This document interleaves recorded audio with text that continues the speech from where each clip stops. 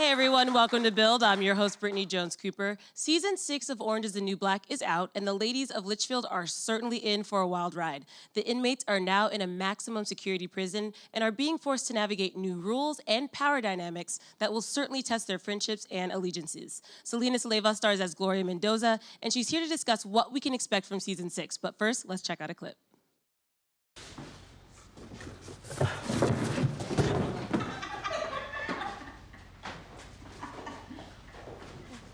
House. So, I got a plan. Oh, relax. It was just a stupid prank. No, not about them, boba. Ruiz is back in Gen Pop. I say we strike first before she makes her move. She knows we sold her out. And it works. She's fucked, so I'm good. I'm done striking. It's a miracle we didn't get extra time after I jumped her ass. Let sleeping bitches lie. Oh, that bitch don't sleep. You know she's out there coming out with ways to take us down as we speak. Look, if you want to do some stupid shit and get sent back to AdSeg, go ahead. Nobody's stopping you. We don't gotta do nothing. We let them bitches do it for us. We let them know she's the one who freed the guards during the riot. Let the rest take care of itself. Everybody give it up for Selenis Leyva. Hi. Hi, guys. How you doing today? I'm good. Good. It's hot out there. Right, you're a New York girl though, but what is with this weather this Girl, summer? It's weird. It was raining in like 2 seconds. I know. And I was like, but like Florida Yeah. rain, you know? It's like, and then clear. I was like, I don't know if I could deal with This this. summer is really special. But I like the summer. I love the summer. And I love the fall. It's all good. You know why I love a rainy day, though? It's perfect for binge watching Orange is the New Black, which is what I plan to do this weekend. I got to check out the first 2 episodes, but a lot of people I know have sped through it, so I've been dodging the spoilers. Yes, I'll try also not to spoil No, you anything can spoil for a you. little bit. It's okay. It's for the fans. It's for the fans. You guys enjoyed it? Yes. Yes. It's a good season. I'm really proud of season 6. I can't believe it's season 6.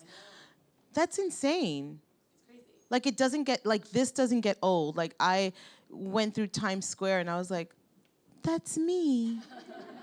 It doesn't get old. And I did take my mom to Times Square and drive her around and I was like, look at your girl. And so it's a big deal. It's a big deal for my family and for me, and it's just really good. Yeah, I would imagine being part of such a now iconic franchise, because I'm sure it never gets old. No, it doesn't. And you just feel blessed and you're just fortunate. Like, I know what it is. Listen, my life 6 years ago was very different than today. You know, 6 years ago, I was a struggling actor. Even though I was working, doing theater in New York and doing every Law and Order under the sun, and doing pilots and things, I was still making a living, but I was struggling.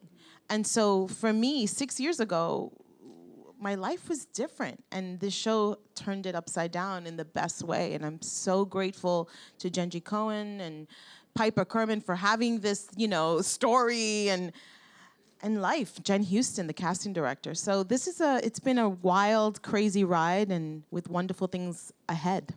Let's talk about this crazy ride. Yeah. So last season, just to get you guys caught up, there was an inmate riot.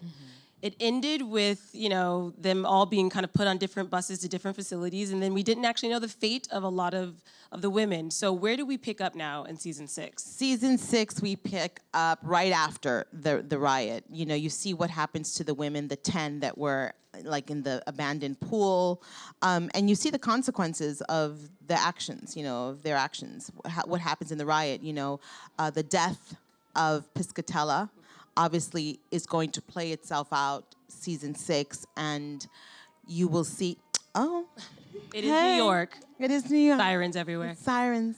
Hey, boys. Boys. Okay, back to the interview. So, the death of Piscatella obviously is going to play a big role in season 6. The women face added time.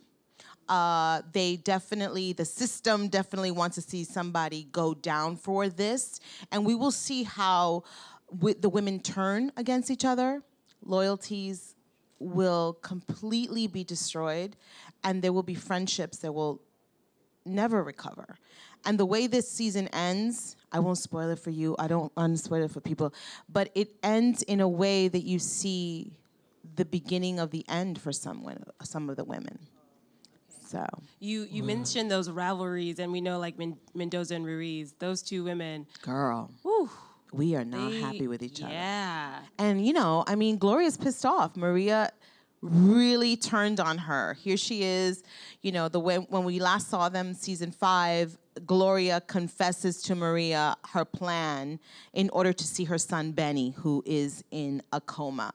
And Maria just takes that information and turns on her. So clearly we open up this new season with Gloria wanting to give her a beat down. And you guys have... And it happens. I was gonna say you get to play opposite each other. Like, how much fun is that? Because the tension is so tangible. And It was that would be so fun to act out. It was fun to act out, but you know, also the shower scene. You guys saw the shower scene, right? In the first episode with Maria and Gloria, that was the most uncomfortable scene I have ever done, and not because I'm kissing a woman or because of the act. It's the way it was pushed on them. It was humiliating. These guards, these COs are horrible. Aren't they horrible? I mean, they're good actors, but they're horrible. And the act of humiliation was tough. Like, I remember being, like, I wanted to kick him in the face. Like, I was like, let them say cut. I'm coming for you. Watch, I'm coming meet for me you outside. as Selenis, not even Gloria. Like, you know what I mean? Like, meet me outside. You're about to catch a whipping. And, but it works, you know, and the uncomfortable and the humiliation was real. And we didn't have to do it too many times. Thank you, Michael Trim, the director of the episode, because it's awkward. Yeah. The COs in Litchfield were bad, but the ones in Max are a nightmare. But I think it shows what inmates have to go through, whether it be emotional abuse, physical abuse, intimidation. I mean, was that something you learned of, like, when they up the stakes, this is how much it can change? Well, you know, when they up the stakes, obviously, this is a television show. This is not real, but someone is living this. There are people across the country, across the world, living this type of situation that these women are in. Rights being taken away, feeling humiliation on a daily basis, having COs and people in power take advantage of them. This is unfortunately not pretend. So I think that for me, that hit home more than ever this season because I felt humiliated. I felt like uncomfortable. Our new set is uncomfortable. It's small. Our sets right now, the cells are really small. The first time I went in, I was like, I can't breathe. This is not gonna work. How are we gonna do it? But I could go home. I can go into my room. You know, I can go to Crafty. I can get a snack. These women and men across the world, this is life. So you just become really grateful for what you have, for the freedom. Listen, I was just in Cuba, and I realized we are messed up here right now in the United States of America. Because, you know, whatever your political views are, I think we still are messed up. But being in Cuba, realizing how we take for granted freedom of speech, freedom of thought, expression, that to me was interesting. And also scary because, you know, we're living also in a time where you don't know where we're going. And I, being born here with immigrant parents, I would hear the stories about Cuba and the Dominican Republic. But to be living in a time where you're like, oh, maybe we're not that far from certain rights being taken away. So again, Orange is the New Black. It's that feeling of suffocation, of not having your freedom that's really unnerving. I love the show, too, because it always feels like it has a finger on the pulse of what's happening in media in the world, whether it's privatizing prisons or women's rights in general, LGBTQ issues. Black Lives Matter. Black Lives Matter. I mean, it just always feels like it is reflecting and telling stories of real people. So what does it mean for you to be a part of a show that really matters? Listen, you know, at the end of it all, when this show is done and, you know, we'll just keep seeing reruns, you know, it will always be down as the show that broke the barriers as far as diversity, true diversity casting is concerned, not just black and white, but just like age, everything under the sun. That makes me proud that we were able to educate, that we were able to tap into the audience worldwide, and that for some reason, you guys all were able to relate to what was on the screen. And I think it's because we were telling real stories, and it wasn't pretty. We weren't trying to pretend that things were good and, that we all look a size 1 or 2. Like, we were just like real women. I love that. And I love that education came through the show. Prison reform has always been discussed, but not as much, I believe, until the success of this show. Suddenly people were like, oh, wow, yeah, prison reform. We should care about that. We should care about, what happens to these men and women in the prison system, and are we preparing them to come out? So that's important. So I've been able to do things with Piper, the real Piper, and go to Washington, D.C., and go to the White House 2 years ago and discuss prison reform.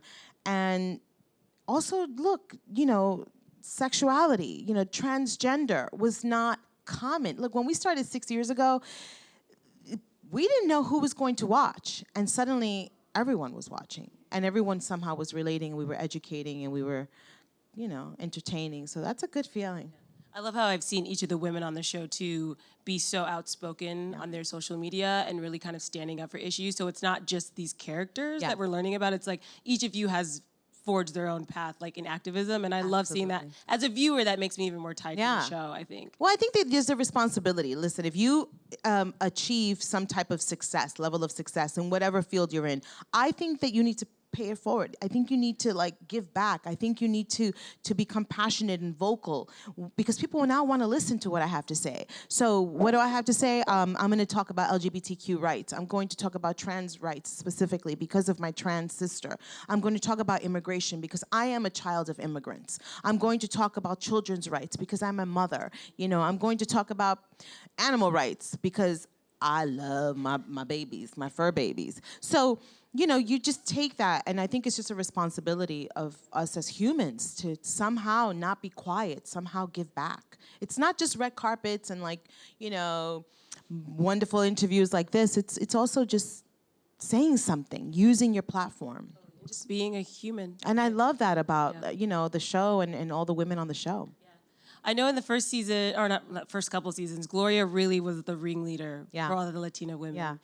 And now I feel like she's maybe on her own a little bit. And I would imagine as an actor, now you're playing with a whole different cast of people. Yes. And I think that in the beginning, I was like, wait, I missed my crew. Right. Where's my crew? But then I have to tell you that I enjoyed season 5, working by myself. A lot of the phone calls, just me by myself on the phone. That was the biggest joke. I was like, let me guess, another phone call, But I love those moments because you're able to really, as an actor, tap in and buckle down, and it's all you. So that was great. But then this season, I get to work with Matt Peters as Luzchek,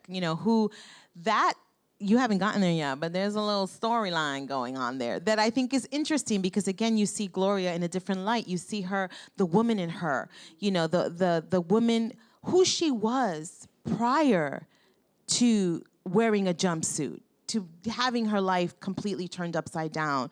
This is the woman that had a little fire in her, had a little sass and sensuality. So I love that. I love that that we were able to see a little bit of that it's not just like mean Gloria, scary Gloria. It was like mother hen Gloria. No, it was like, wow, oh, I see you, Gloria.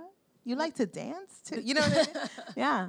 The show's already been picked up for the 7th season, which is awesome. So what are your hopes for Gloria going into that? Oh my gosh, what are my hopes for Gloria? I want her to catch a break. I do. I want her to catch a break. The way the season ends, you go, oh, damn. Poor Gloria once again. She's in a situation, and she meant no harm. Like, she literally is a woman who stands up for injustice and was speaking out, and she gets in trouble. And so now we don't know what's going to happen to her. I want her to catch a break. I want her to see her son. I want her to have that moment. If it was up to me, I would want that, whatever that is, in whatever form. But I also know that I'm in really good hands with the writers of Orange is the New Black. But I want them to give her a little break. Just a little break. Give the girl a break. Something tells me they're not going to. They I like know, to keep that's it the- real interesting. Yeah, I know. Something tells me they're not going to either. So in addition to Orange is the New Black, I also saw you on Dietland. Yes. With Joy Nash, who we had here a couple love weeks Joy. ago. Yeah, so what is it like? I mean, it's a completely kind of different role, completely different world. How fun is it to kind of like dive into that? You know, the good thing about Dietland is that it's also about women empowerment. You know, it's like a bunch of women, and I am part of the Jennifers. You know, I am the Jennifer. I am the leader. And this is a woman who has been through a lot, has suffered rape, the loss of her child. There's a lot of tragedy there, but this also is a smart woman. She's not just like out there to kill men just to kill them because she feels like angry. No, this is a woman who's like, enough is enough. Enough of the injustice. We have to do something about it. Does it go off a little bit? Yes. Sometimes, you know, it goes off to the extreme. But what I love about this show is that it's speaking about the Time's Up movement, that we're saying, you know what? I get it, boys, you know. Boys, you guys have been a little bad lately, so now we're gonna call you on it, you know? And it's interesting because last year I remember having a conversation with some men that I know, and they were like, you know, this is kind of messed up, man, because now I can't tell a woman she looks good. I'm like, no, you can, but maybe you don't have to do it in the workplace. You know what I mean? You know what it is? Just ask her out on a date. If she says no and you keep asking, then you're creepy. You know what I mean? So what's so... You just feel uncomfortable about being called out on stuff, you know? So I think it's interesting to have these conversations. And listen, I love men. I'm not, this is not a movement about shame on you. We don't like men. No, we need men in our lives. We need good men. We need you guys. But some of you have been bad. Some of you have been using the power that is to be male in the workplace to take advantage of women. We've seen this not only in Hollywood with, you know, certain people, but we've seen this on a daily basis, you know? So I think I love the conversation that's being started. And Marty Noxon is one really smart woman, and I love that she is in your face about these issues, you know? And Joy Nash is a wonderful actress, and, you know, I love the show. I really do love the show. I do, and I really love Joy. She was just so, and this is like her first kind of major role, and she's killing it, and she was just like so positive and happy. I know, like, and I told her, I was like, girl, are you ready? Because you're going to be a star. And she was like, oh, stop it. I was like, no, seriously. And I watched her, and I thought, wow, this girl, this woman, this is good. This is honest. I love actors that are honest. You know, you look at actors, and you just go, that was an honest moment. Because you could see BS. You see BS. I usually, like, if I'm playing alongside somebody, I see BS right here. You could see when people are just bullshitting you. Can I say that? Yeah. Okay. So, you know, you look at people and, you know, you see the soul right here. So sometimes you can't, as much of a good actor as you are, you could see it right here. And Orange is the New Black, like you said, was a really good springboard for you. Yeah. And I know now you're kind of moving into the movies a little bit. Yeah. I, with- you know, did a little intro to that Marvel family on Spider-Man: Homecoming, and you know there'll be more, and then I'm working on Maniac, coming out September 27th, I believe, on Netflix, with Emma Stone and Sally Fields. I mean, it's Jonah Hill. Yeah. Jonah Hill. Like, the cast is ridiculous, and I can't say much about it except that it is an insane story. My character's name is Patricia. That's all I can say. And I have a lot of work with. I work with Emma throughout the entire thing. So that was great. Yeah. She's wonderful. I watched the trailer, and it's basically about these two people who are they're in a pharmaceutical study, and they're kind of hoping it will change their lives, but they kind of go on this wild ride. And I was like, that is fascinating. And also like a nightmare, but also very exciting. But exciting, you know, it's like you take a pill and then you go places, you know, and some people do take pills and go places, but this is like, you know, an actual thing. So it was fun. I had the best time doing that. And I'm just so fortunate to be able to do so many things. I'm on DuckTales now. I was going to mention that, yes. Yeah, I'm in the revival of DuckTales, which I mean, we all watched DuckTales. Can we give it up for DuckTales? Who watched DuckTales? I was like, that was my childhood. Yeah. And so I'm like, I play Mama, and you know, in the original DuckTales, she's like, she's laying around in a robe. She's looking a hot mess. No, this revamped version of Mama is like, she is a detective. She's badass. She has a power suit, and she has little hair like all zhuzhed up. She is cute. And I was like, oh my God, I know what I look like now as a duck. Like and her son is Manuel-Miranda. Yes, and her son is Manuel-Miranda. I'm like, that's not too shabby, you know? I love that. I love that so much. I know. Well, I could talk to you forever, but I think the audience has a couple of questions. Yeah. So who do we have first? Hi. Hi. So, my question is. Hold on. Okay, girl. Do you think the character you play in Orange is the New Black, Gloria, is like you in any way? Oh, you know, she is in that I am a mother and I'm a fiercely devoted mother to my child. Like I will rip somebody's head off for my child, like go to jail. And I've like, oh, this is it. This is the day I'm gonna go to jail. You know, because I love my child so much and I protect her. So that to me, and family is important. Gloria is a fiercely devoted woman in general to her family on the outside and to her family in prison. That is me. My family is everything to me, and we're close. And I love being a Latina. I'm proud to be a Latin woman, and Gloria's proud to be Latina. So, yes, you know, and so in that sense, we are very similar. And my daughter will say that sometimes she sees Gloria show up at her apartment. Just sometimes she just roll up through the door, especially if the room is a mess. She sees Gloria come out. Yes. Especially if she hasn't done her homework, Gloria pops up. So. My mom is the same way. Right? Yeah. But you know that Gloria, like the eyebrow, that's my mother. That was after my mother. Because I would walk in the house and she would just be like, and I was like, damn, it's on. And she would give me the silent treatment too. She was like, guess what I know. And I was like, damn. So this is the eyebrow thing is my mother's. I think that's a sign of a good mother because my mom does. Gloria reminded me of my mom at home too, and it's just the look. It's that look. And you're like, what did I do? I'm sorry. You're like, I'm sorry. What did I do? Whatever it was, and I won't do sometimes it you didn't again. do anything, and you're like, but what? I'm sorry. So my mother, but she's the sweetest person. But that eyebrow, I knew I was in trouble. All mothers need to have a look or a little bit of control. Yeah. Like I don't believe in hitting children. No, it's a look. But it's a look, and I give my daughter the look. And nowadays you can't discipline your children because, oh Lord, God forbid you're a parent, right? But I don't believe in hitting a child.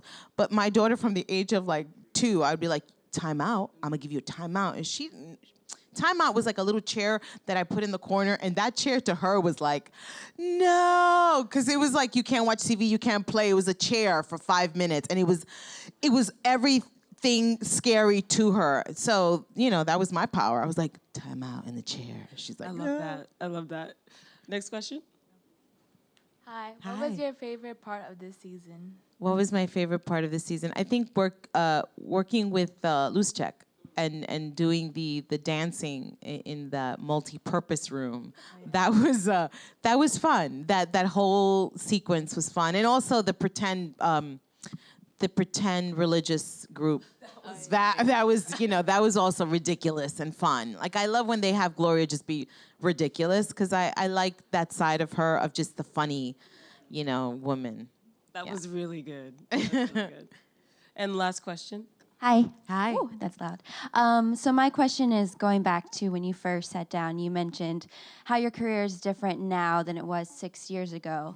And so I'm wondering if you have any advice to your fellow actors of maybe any shifts that happened during that particular time in your career, anything to do or to think about? Well, it's interesting because my career is somewhat different in that I am a working actor on a hit show, right? And I've been able to do that. But there's still a struggle because I am an Afro-Latina in Hollywood. And I don't know if you've noticed, but we do not really get cast as leads. We are not, at the Oscars, we are not nominated for Emmys. We are not nominated for Golden Globes. We are ignored time and time again. And it's not because the work isn't there. the work is there and we're still ignored. So there's something that's off. And then there are opportunities still to this day. I have to audition for one line in a movie, you know. I have to prove myself even though I have years of work and I literally have the best reel any actor could want, you know, by being on his show for 6 seasons. So my life has changed financially, but the struggle of an actor is still very real. And if anything, I think it's even more frustrating now because there is something about the ego, you know? Ego gets in the way all the time, but ego is real, and I have to put that aside when I have to walk into a casting office and I go into a room and there's like 50 people and we're all up for the same role, and it's because that one Latina role came out and it's from the age of 20 to 60, literally. And you're like, well, I don't know where they're going with this, and any one of us could have it. Having said that, I do have wonderful things that are happening and wonderful things that I've been a part of, and now I'm looking to direct and produce and things like that, because that's how I'm gonna change the narrative. What I can say to a fellow actor, never give up. You know, it took me 20 years to become an overnight success. True story. 20 years to become an overnight success. I started at 18 years old, and I was like, oh, this is a wrap. You know what I mean? This is like, no one's gonna want me after the age of 30. You know, it's like, you're done, you're old. And no, thank God this is not the case. But never give up, and also know your strengths, right? I see a lot of actors sometimes not be very honest with themselves in where they should be focusing. If you're a comedic actor, go for it. You know what I mean? If you're a dramatic actor, go for it. Some people can't do both. Some people can. Do theater. Don't be afraid to do theater, to do independent films. You have to have people see your work. Don't expect, you know, to be sitting in a cafe and be discovered. That does not happen to people like you and I. It happens to some people. I think Charlize Theron had that happen. You know, like, oh, you know, but this is not the norm. So be smart, be prepared, especially if you are, if you're just a human being, but if you're a person of color, if you're a female, if you're whatever it is, you have to work harder. You have to be prepared because the opportunity comes maybe once. And if you're not prepared for that opportunity, then shame on you. Do you know what I mean? So just be vigilant. I remember saying to myself well before Orange, I will no longer do any more co-stars.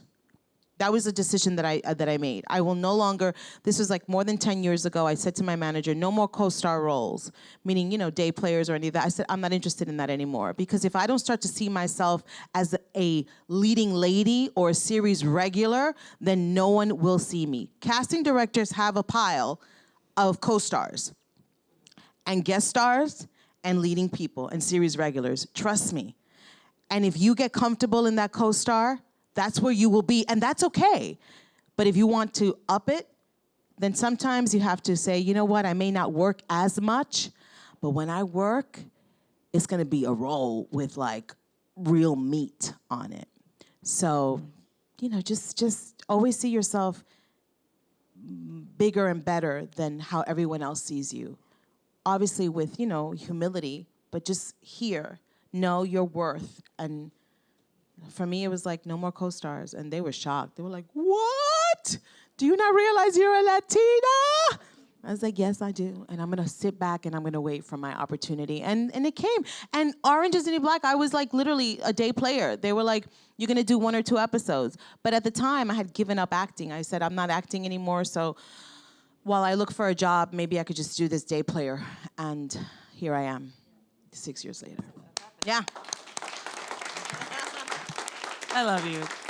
That's great. I mean, it's like you got to be scrappy and you got to be passionate about what you're passionate about. So I think that's great advice. Know your worth. Know your worth. That's Always good advice for anyone. Really. Yes, for everyone. Well, if you guys are going to be like me and binge watching Orange is the New Black, you can find it on Netflix. It's streaming now. Yes. Put your hands together for Selenis Leyva. Thank you. Thank you.